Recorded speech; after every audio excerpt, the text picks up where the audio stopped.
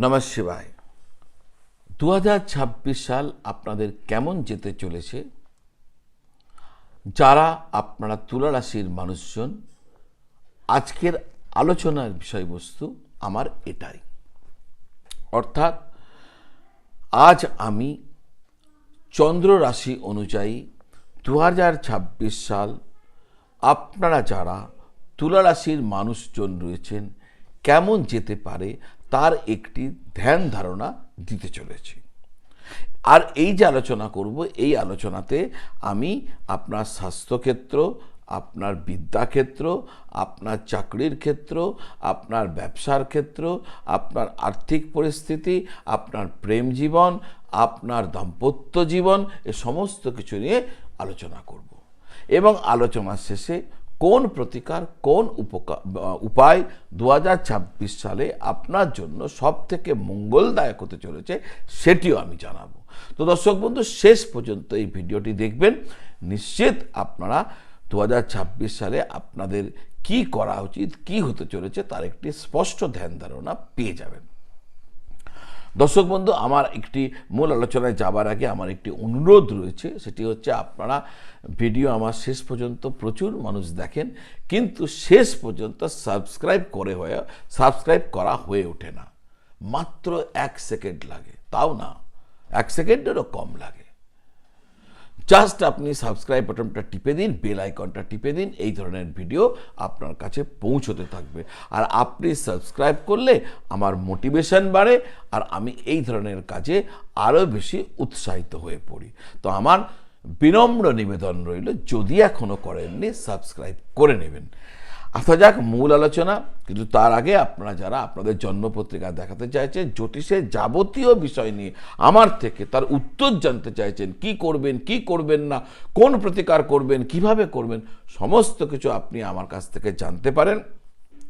এই স্ক্রিনের নিচে যে নাম্বার দেওয়া আছে 9830564500, ওই নাম্বারে ফোন করে বা হোয়াটসঅ্যাপ করে যোগাযোগ করলে আপনাকে জানিয়ে দেবে আপনারা ঘরে বসে অনলাইন ভিডিও কল পদ্ধতির দ্বারা বা টেলিফোন কল পদ্ধতির দ্বারা কিভাবে আপনারা আমার সাথে যোগাযোগ করে যাবতীয় প্রশ্নের উত্তর বাড়ি বসেই জানতে পেরে যাবেন। অথবা যদি মনে করেন দেখা করব, কবে কোথায় দেখা করবেন, কোন সময়ে, সমস্ত কিছু আপনি ফোন করলে বা হোয়াটসঅ্যাপ করলে জেনে যাবেন, প্রয়োজনে করে নেবেন। আসা যাক কেমন থাকবে 2026 সাল তুলা রাশির মানুষদের।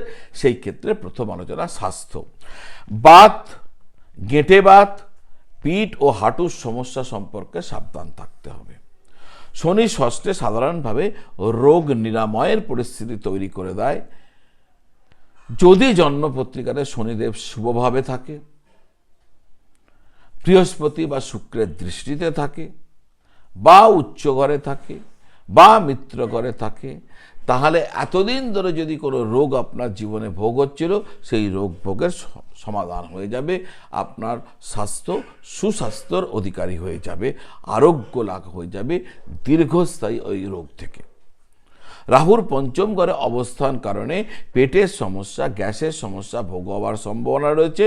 তাই আপনার উচিত হবে খাওয়া দাওয়ার দিকে বিশেষ নজর রাখার। বহু ক্ষেত্রে অনেকে ডায়াবেটিস সমস্যা, অনিদ্রা রোগের সমস্যা, স্ট্রেস, মানসিক চাপের সমস্যা ভোগ হওয়ার সম্ভাবনা রয়েছে। আসা যাক পড়াশোনা, শিক্ষা এবং প্রতিযোগিতামূলক পরীক্ষা। রাহু পঞ্চমে থাকার কারণে পড়াশোনার ক্ষেত্রে মনোযোগ আপনার ব্যাহত হতে পারে। পঞ্চমে থাকার কারণে পড়াশোনার ক্ষেত্রে কোনো প্রতিবন্ধকতা রাহু সৃষ্টি করতে পারে। তাই ছাত্রছাত্রীদের সতর্ক ও সজাগ থাকতে হবে। 2 জুলাইয়ের আগে পর্যন্ত, যেহেতু পঞ্চমভাবে 2 জুন তার আগে পর্যন্ত যেহেতু পঞ্চমভাবে বৃহস্পতির নবম দৃষ্টি এসে পড়বে, মানে রাহুর কারণে যে অসুবিধাটা আসবে বৃহস্পতির কারণে তা কিন্তু দূর হয়ে যাবে। যারা বিদেশে গিয়ে পড়াশোনা করতে চাইছেন, বিদেশ কেন্দ্রিক পড়াশোনা করতে চাইছেন, তাদের সামনেও 2026 সালে ভালো সুযোগ আসতে পারে। এছাড়াও যারা টেকনিক্যাল, আইটি, মিডিয়া, গবেষণা এই সম্পর্কিত ক্ষেত্রে পড়াশোনা করছেন, তারা যথেষ্ট সাফল্য পাবেন 2026 সালে। বৃহস্পতি নবমভাবে অবস্থান উচ্চশিক্ষার ক্ষেত্রে সৌভাগ্য প্রদান করবে জুনের 2 তারিখের আগে পর্যন্ত। তো এই হলো আপনাদের পড়াশোনা। এবার আসা যাক চাকরি ও কর্মজীবন। চাকরির ক্ষেত্রে আপনাকে কঠোর পরিশ্রম করতে হবে, আর কঠোর পরিশ্রম যদি করেন নিশ্চিতভাবে আপনি পুরস্কৃত হবেন। যাদের জন্মপত্রিকাতে শনিদেব মোটামুটি ভালো অবস্থানে রয়েছেন, নিশ্চিতভাবে তারা চাকরির ক্ষেত্রে যথেষ্ট ভালো সুযোগ পাবেন এবং সৌভাগ্য দেখতে পাবেন। পাশাপাশি এখনও যাদের চাকরি হয়নি, চাকরি খুঁজে চলেছেন, তাদের চাকরি পাওয়ার সম্ভাবনা যথেষ্ট। কন্ডিশনস কি? কন্ডিশনস জন্মপত্রিকাতে যেন শনিদেব আপনার ভালো অবস্থায় থাকেন, তিনি যেন বন্ধু ঘরে থাকেন, তিনি যেন উচ্চ অবস্থায় থাকেন, তিনি যেন শুভ গ্রহের দৃষ্টির পাশে থাকেন, তাহলেই হবে। জুনের শুরুতে বৃহস্পতি, মে মাসের আগে, মে মাস বলেনি, মে মাসের শেষ পর্যন্ত বৃহস্পতি যেহেতু নবমে থাকবেন, ফলে কাজের ক্ষেত্রে সিনিয়রদের সাপোর্ট আপনি পাবেন। জুনের শুরুতে বৃহস্পতি দশমে আসার পর চাকরি ক্ষেত্রে যারা যোগ্য তারা প্রমোশন এবং সম্মান যুগপথ লাভ করতে পারেন, বা কোনো একটা আপনি লাভ করতে পারেন। সরকারি ও কর্পোরেট ক্ষেত্র, দুই ক্ষেত্র থেকে আপনার ক্ষেত্রে চাকরির সুযোগ আসতে পারে।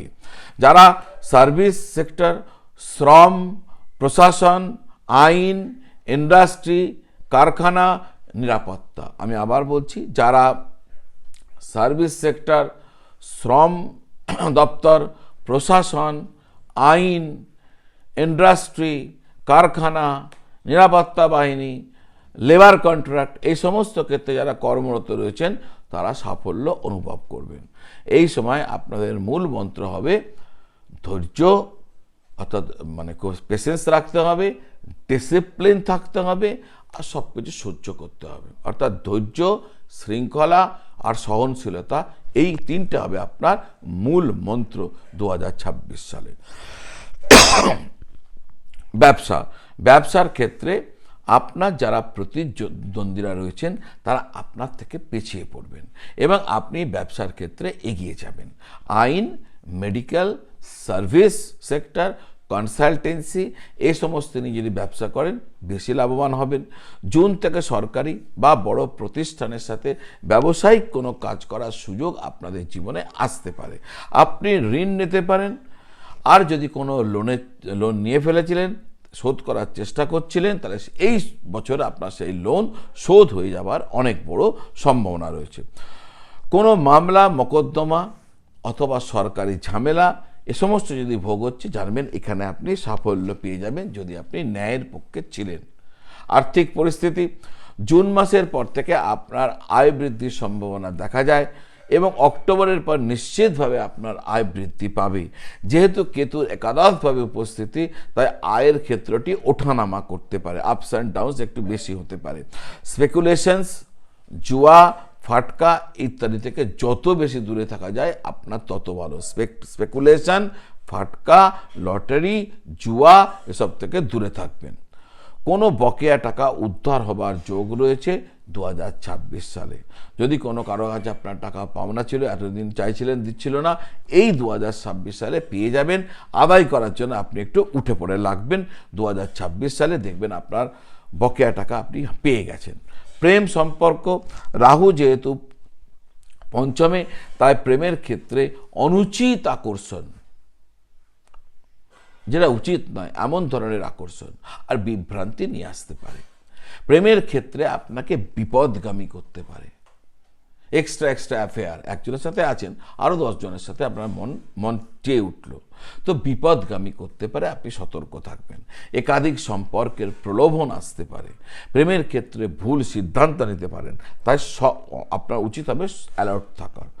দাম্পত্য জীবন, বিবাহিত যারা বিবাহ হয়ে গেছে, মে মাসের পর তাদের সামনে ভালো সময় আসবে। বিবাহিতদের জন্য কাজের চাপ, তার প্রভাব সংসারের ওপর পড়তে পারে। ধৈর্য এবং সময় যুগপৎ দেওয়া উচিত হবে দাম্পত্য ক্ষেত্রে।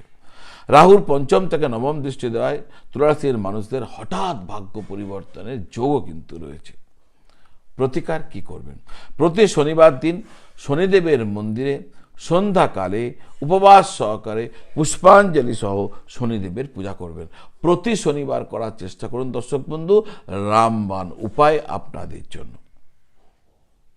শুক্রবার দিন সন্ধ্যায় যে কোনো মন্দিরে দুধ, সাদা মিষ্টি, দই, চাল, কর্পূর এ সমস্ত কিছু দান করবেন আপনার সাধ্য মতন শুক্রবার দিন রাত্রিকালে। প্রত্যেক দিন সকালবেলায় ঠাকুর ঘরে নবগ্রহ স্তোত্তম পাঠ করবেন। নবগ্রহ স্তোত্তম পাওয়া যায়, সেই নবগ্রহ স্তোত্তম আপনি পাঠ করবেন। তো দর্শক বন্ধু, এই ছিল 2026 সালে তুলা রাশির মানুষদের জন্য কি হতে চলেছে তার একটি ভবিষ্যৎবাণী বলতে পারেন, প্রেডিকশনস বলতে পারেন।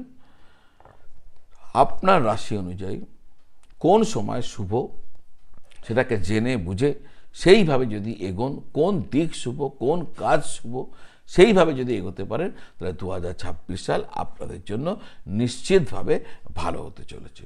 দর্শক বন্ধু, এখনও যদি আমার চ্যানেলটি সাবস্ক্রাইব না করে দিয়েছেন তো করে দিন সাবস্ক্রাইব। আর হ্যাঁ, এই ভিডিওটা আপনার আত্মীয়, বন্ধু বান্ধব এদের সাথে শেয়ার করবেন, এই তথ্য তাদের কাজে লাগতে পারে। আজ এই পর্যন্ত। আপনারা সকলে ভালো থাকবেন, সকলকে ভালো রাখবেন। নমস্কার।